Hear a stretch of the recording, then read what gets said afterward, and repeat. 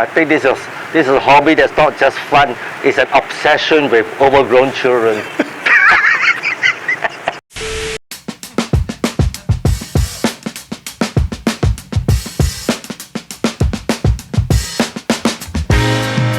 Welcome back to Aeromodelling through the decade.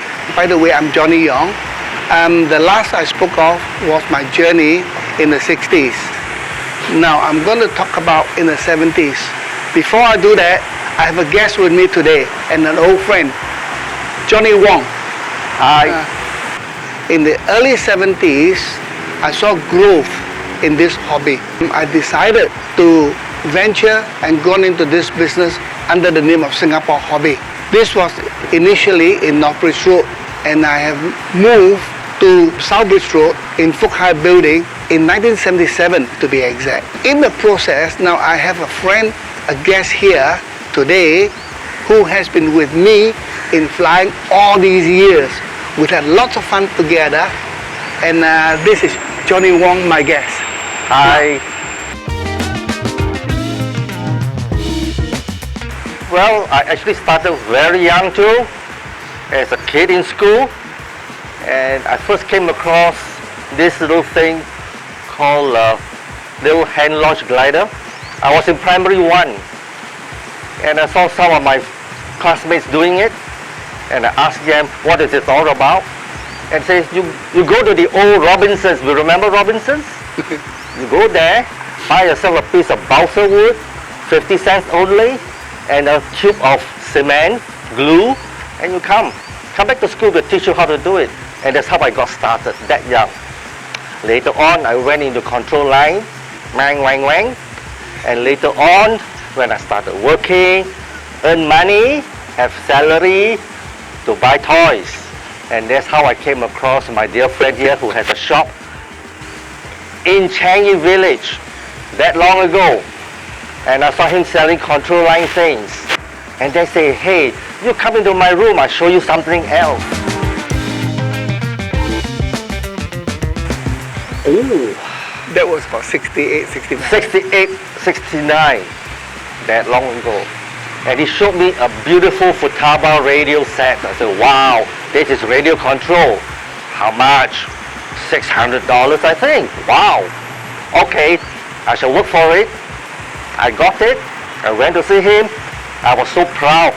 I bought a set from him, and I also bought an aeroplane from him. Now at that time, he mentioned, yes, if you want to fly, you have to build your own plane, or you don't have a plane to fly. But at that time, I think Japan was just beginning to introduce some ready-to-fly plastic molded planes. They were blue and white in color, and it's the only color you can have. Now, through the years, the activities start picking up. Not much components are available. Somewhere in the mid or towards the first quarter of 70, models more readily available. We started to bring in planes in kit form as well, and in ready to fly. They call it ARF. This was basically produced by Japan OK Model, which under the name of ARF EZ models. Now, this goes on for quite a while. We did also have specialized aircraft from Japan, which basically for aerobatic flying use. In those days that are used for competitions are models like well-known Blue Angel, Kulare, Medless, but they are all in kit form, and you have to build it up. So I bought a plane. I didn't know how to fly. But I bought a plane and I fixed it up and I tried to fly. Needless to say, it went up. I didn't crash it yet. It went too far. It crashed somewhere. I've lost it and I never found it ever since. So later on, I went back to him and I said, look, I think I need to learn how to fly. And so he says, you follow us to Changi, where they all started flying. And from there, I got somebody to help me to try to fly another plane. I had to buy another plane. And he crashed it for me too. And that was the end of my flying for a while. Anyway, later on, I did learn to build an aircraft myself. and I got somebody to teach me how to fly. It took me at least 6 weeks of basic learning, and I got it going. So that was my beginning. Now we flew mostly in the Changi Air Base at that time.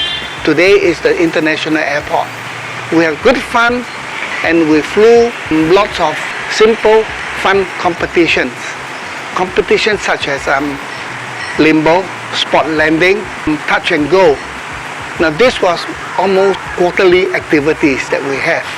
And later on, we drove to open land in Tuas, in Jurong.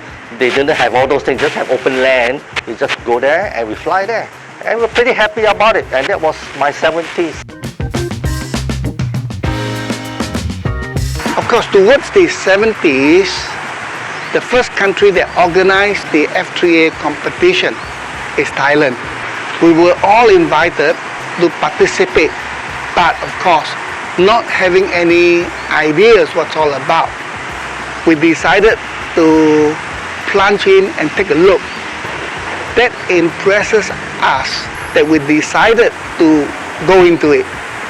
Now, of course, at that period of time, we took seriously practicing it for the later years.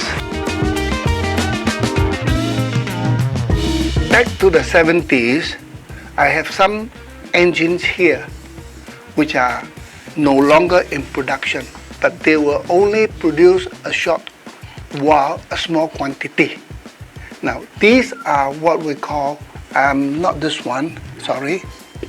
These three are what we call G-Mark, the brand. They are initially a textile company in Tokyo. So they went into venture producing models and engines. Yes. So it particularly you have a twin, which is a 11cc job.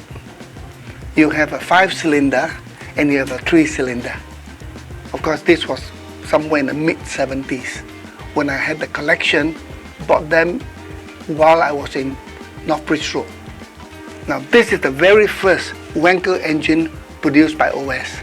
The difference will be if you look at the carburetor, it is slightly square in shape, and it's actually a press-in needle valve, not a block.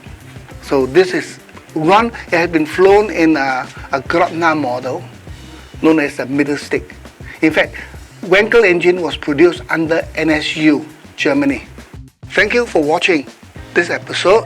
We hope you enjoy it. Now we look forward to see you in the next episode where I will talk about my journey in the 80s. Thank you.